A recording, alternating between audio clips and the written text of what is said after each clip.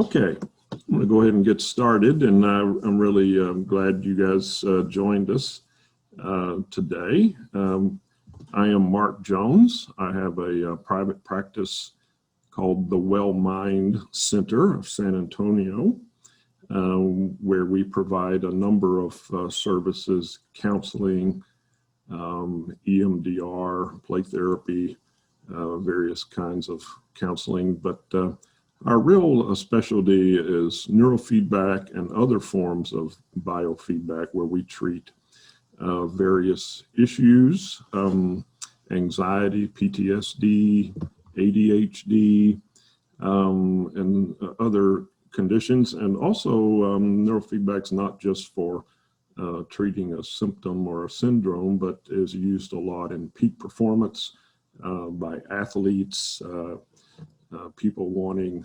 a boost academically. There's studies showing enhancement of performance in the arts, various kinds. So today I'm going to be talking about neurofeedback, which is something near and dear to my heart. I've not only benefited from it personally, but teach it. I direct the Neurofeedback program at the University of Texas in San Antonio in the counseling department, which is basically a program in applied psychophysiology, specializing in neurofeedback at the master's and doctoral level. And I have been doing research now in that program for about 8-9 years.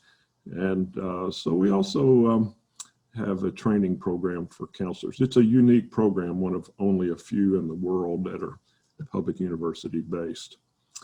So to get right on with the presentation, I want to draw your attention to the animation that you're seeing. And neurofeedback is a form of biofeedback, which means there's a feedback loop. In this case, we're measuring brainwave activity, and that data is fed into a computer where we have already programmed in your protocol based on a rather thorough assessment. And so at this point, the computer is looking for certain types of brainwave patterns that we want to train you in making more or less of, depending, but to optimize your brain function for highest form of regulation. And so then that information is fed back to you. So here's a computer screen. In this case, you're watching an animation of dolphins swimming. And so what the computer is doing is, when you're in the zone, the desired zone of brainwave activity, then the animation plays and you get to see the dolphins swim and the sound of the water. And when you're out of the zone, the animation pauses or darkens. And so it's kind of a motivating factor. If you want to see the dolphin swim, then it's telling your brain, hey, make it so. And the brain learns how to do that. We use various kinds of videos, Netflix, DVDs, and also some computer games that are particularly designed for neurofeedback. So what we have here is a feedback loop, reading your brainwave activity, computing the optimal results, feeding that information back to you. And so it's a training process. It's a learning process. We are giving your brain the information it needs to function optimally. Brains are really good at maintaining function, even if we're not functioning at our best, if you've adapted to a certain way of functioning. And so we can nudge your brain in directions you want it to go toward better functioning. This means you can perform at your best. If the case is attentional issues, then improving your attention. And then also reducing symptoms. Many times folks come to us for issues that they're concerned about. Maybe it's anxiety. And so what we're looking for is to reduce the occurrence of feelings of anxiety. Let's talk just a little bit about what neurofeedback is not, because I encounter some misconceptions about it. So first of all, neurofeedback is not electrical stimulation. We are not putting electricity through your head or through your body.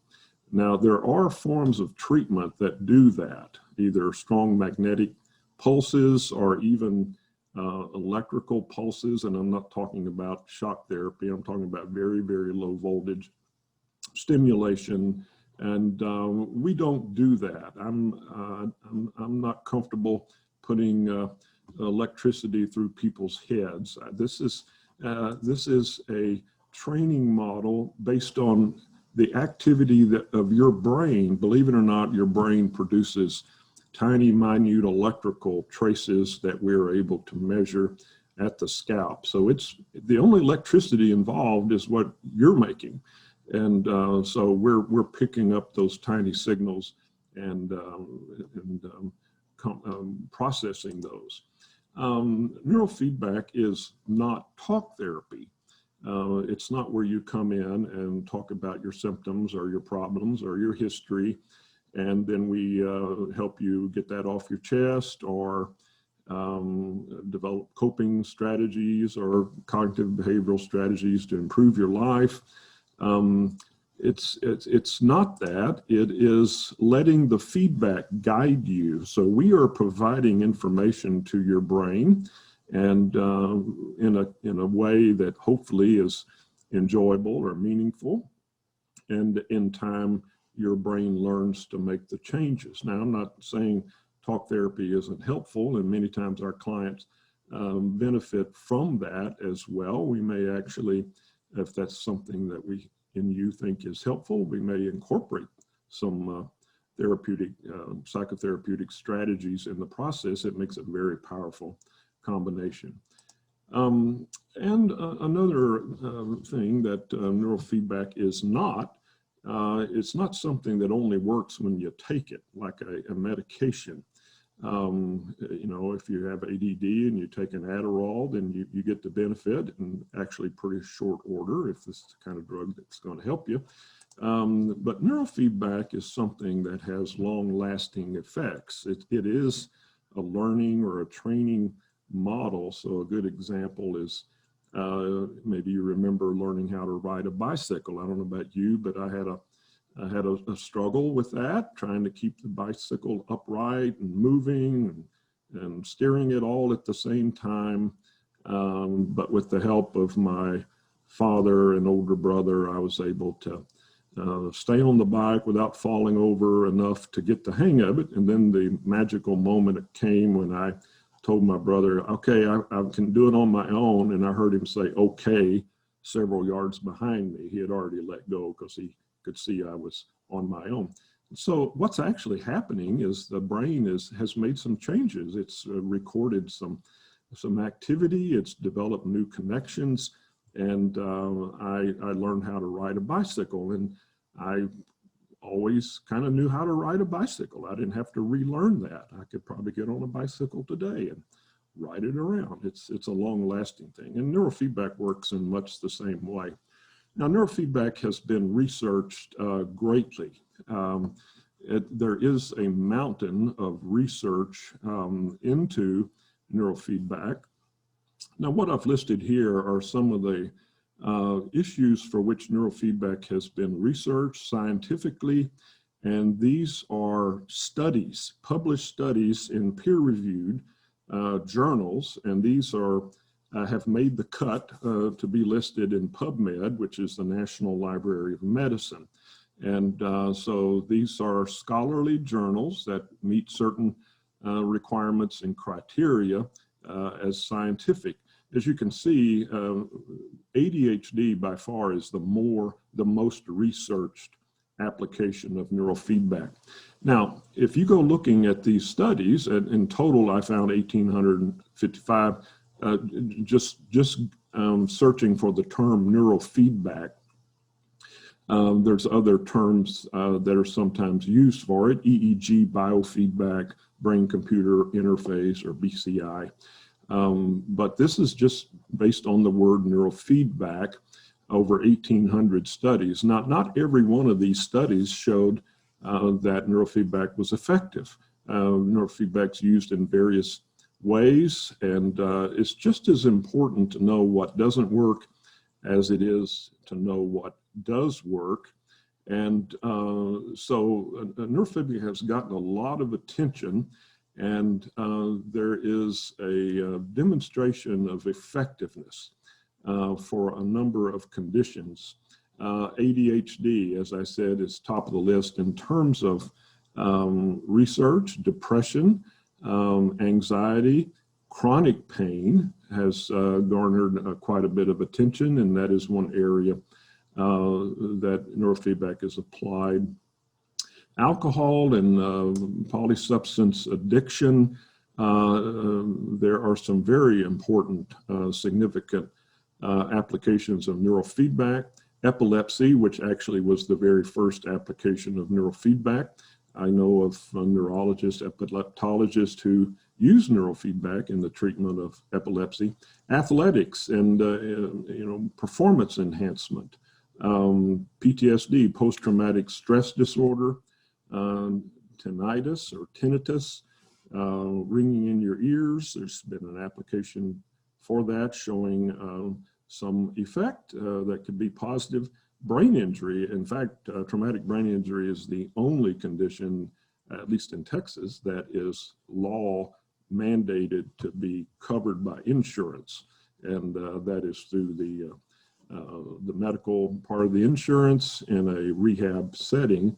Migraine headaches is certainly on the list. That's actually top on my list because that's what made a believer in me, was treating my own migraines with neurofeedback. Here is the process that you can expect. I have learned long ago that good outcomes begin with good assessments. So we really take a look at your symptoms, your history.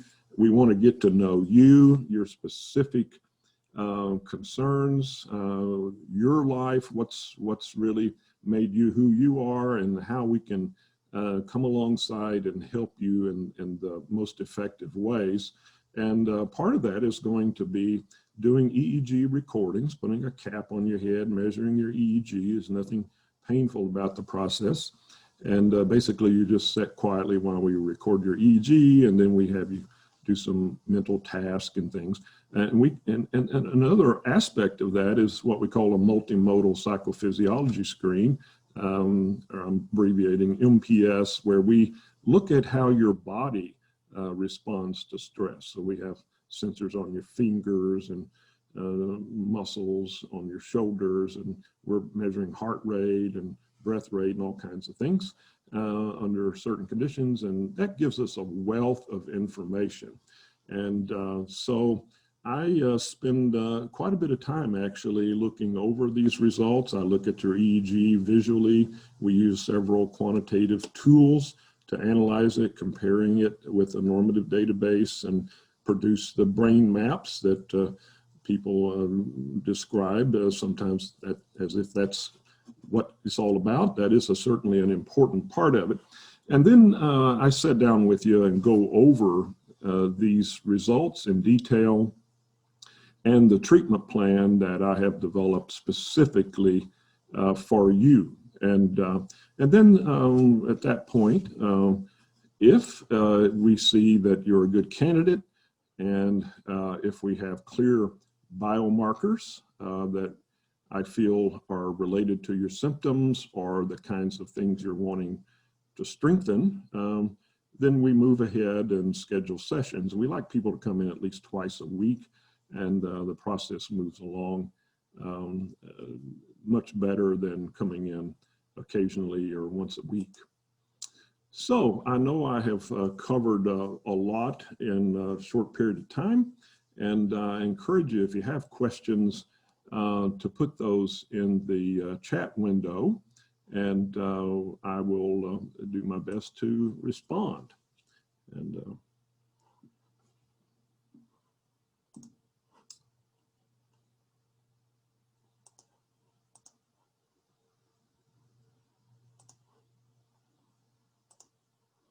okay, anyone? You mentioned having clients attend at least twice a week. For how long? Okay, that is a great question, and I find that the number of sessions required is somewhat variable, actually, depending on the condition. As I mentioned, ADHD is highly researched, and the research shows that you can expect 40 sessions or more. And the reason for that is we're trying to train your brain to be more active.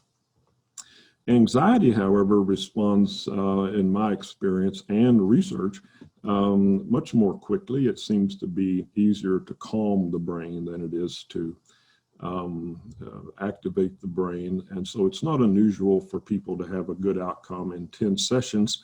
My research at the university shows we get the maximum improvement in symptoms at around 12 sessions. So, and there is some individual variability. But, any other questions?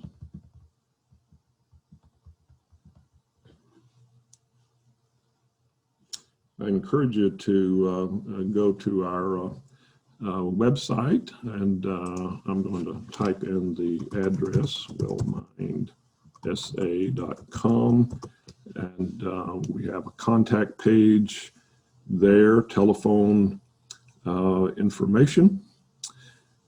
Okay, I have migraines that only come around in 1 week every month. How would we deal with that? And I don't want to assume too much, but there is a known hormonal factor in migraines. And there are a number of different types of migraines. And in my experience, I have what are called ischemic migraines, which are a vascular condition where the blood vessels clamp down and then release, and that's related to the pain, the nausea, the light show aura, and just the sense of depressed function and things like that. And my migraines responded quite well. And so we can often see the indications of ischemia kinds of things in EEG. There have been a number of times that I have seen these markers or transients, and the person may not have even mentioned that they have migraines. And when I ask, oh yeah, I have migraines.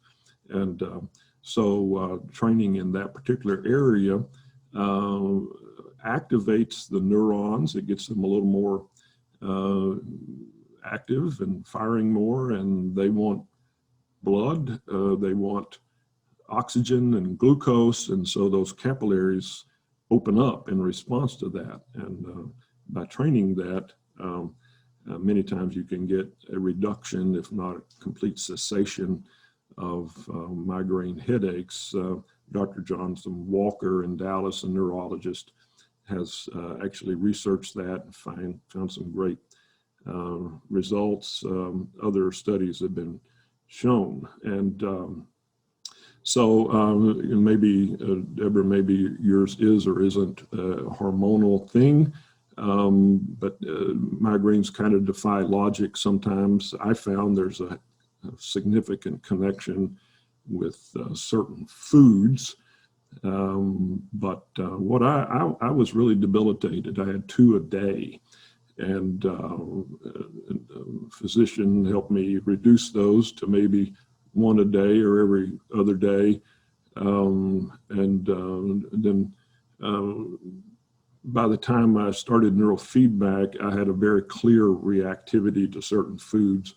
And but with neurofeedback, I was able to reduce the number of episodes to maybe 1 a month, and then every 6 months or so. And so it was quite a remarkable change. It's a very individual kind of condition, however. Skin temperature biofeedback, which we do, is well documented as a treatment for migraines. Thank you. Thank you for the question. Any other questions?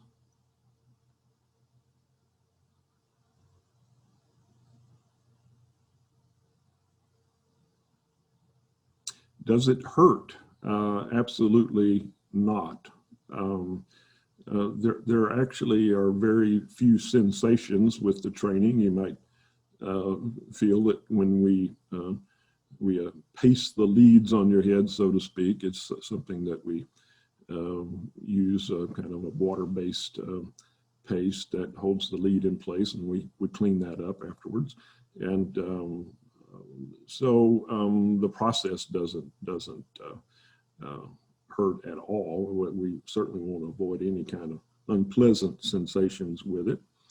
Neurofeedback has, and this was kind of almost an accidental discovery. Clinicians started reporting to one another, you know, I have these clients and they say they're sleeping better. You know, we're doing neurofeedback for their anxiety or their attention problems or depression or whatever, and they go, man, I'm sleeping better. And so that's actually become a focus of research. Martine Arns and others have really documented the effectiveness of certain types of neurofeedback for sleep. I had a client one time who was averaging about 3 hours of sleep a night.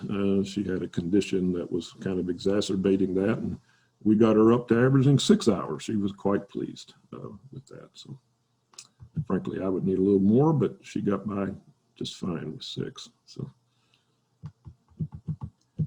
any other questions?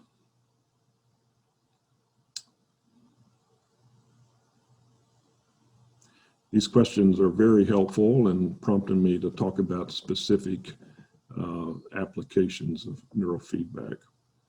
And what should we do next? Well, we'd love for you to call us, email us. We've got the number there on the screen, hello@wellmindsa.com, or our phone number, 210-319-4569. We'll talk to you to kind of see what you're looking for and talk to you about what all is involved and get you scheduled for an initial assessment.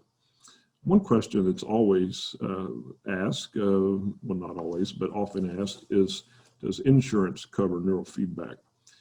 There is actually a process in place with the American Medical Association that handles insurance billing codes for different disorders.